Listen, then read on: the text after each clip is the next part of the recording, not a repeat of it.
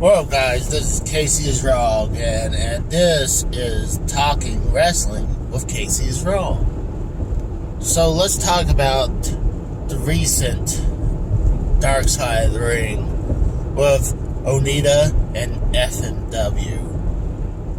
I really never heard of Onita back in the day. I seen that one guy who took over the guy who was his star after he pretty much retired, the one who got crippled and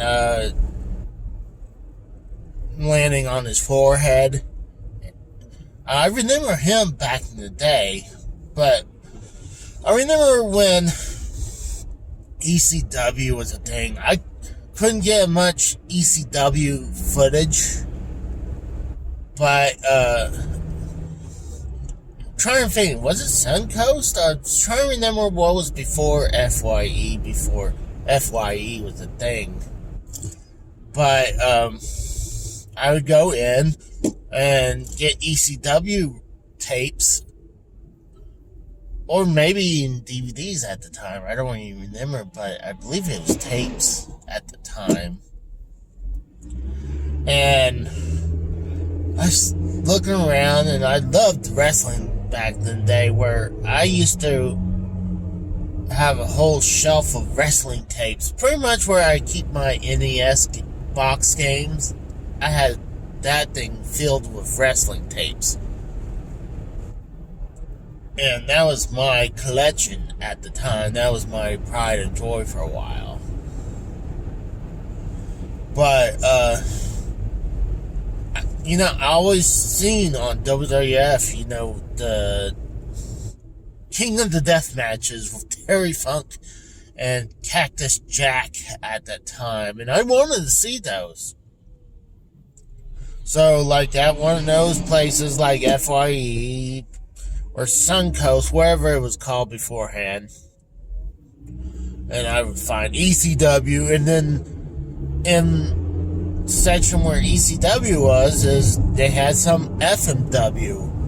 I was like, said King of the Death matches. So I was like, okay, I'll give this a try. I mean, it was crazy watching that. I mean, I still don't think they're as brutal as CZW. CZW is crazy. I mean, that is truly death matches. I mean, but, FMW is still really hardcore stuff. I mean, more hardcore than I would say ECW. But I can see why it didn't survive. I mean, you have All Japan Wrestling and New Japan Wrestling out there. It's kind of like, and FMW was their version of ECW, the third brand, but, and honestly, when you're the third brand, I mean, you're still popular, but you're not going to be as big as the other big two. Like when WWF was there, it's still there.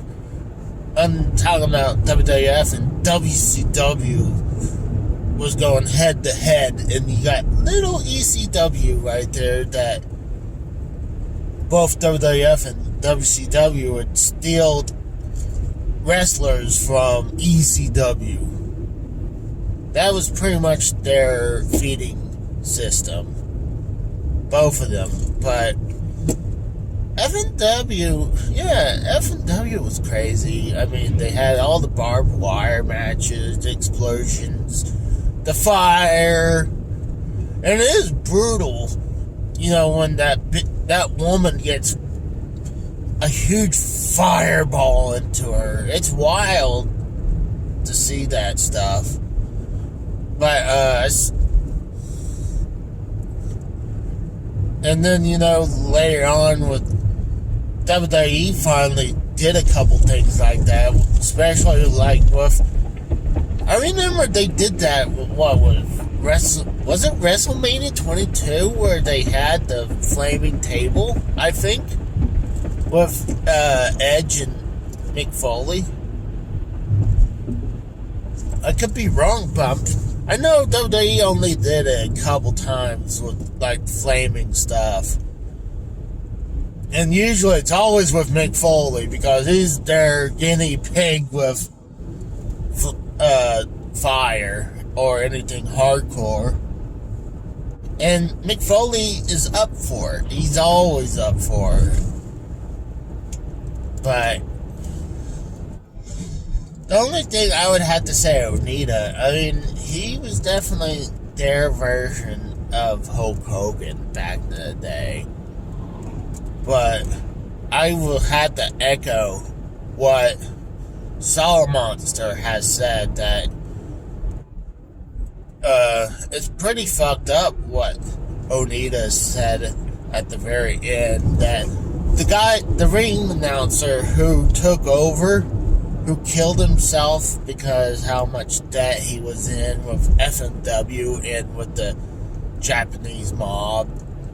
I would pronounce it, but it's I butchered their name, so I'll just say the Japanese mob. But,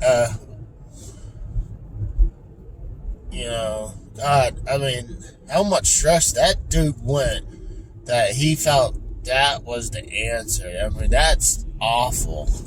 And then what's sad at the very end, even with all the insurance money, they still couldn't pay it off, the debt. So they had to pay for years. But, there's a reason why FMW didn't survive. It's just, yeah, people love hardcore, but, you need to evolve from just that. I mean, people loved ECW, but ECW was more than just hardcore. It had great wrestling right behind it as well. I mean, you have high flyers like Rey Mysterio, Psychosis, Juventud Guerrera,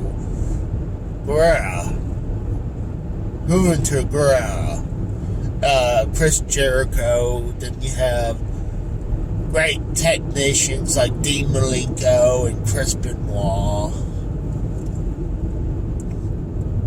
But yeah, their bread and butter was hardcore wrestling. But I don't know if ECW would survive much longer. Let's say if they had the money, they probably would survive for a few more years. I don't know if they would survive as long as TNA Wrestling has, but I'm going to have to say this before I had to go, but Onita was a dick at the very end where he pretty much says that, I don't want to speak ill of the dead, but I'm here. He's dead. I'm like, the guy was really,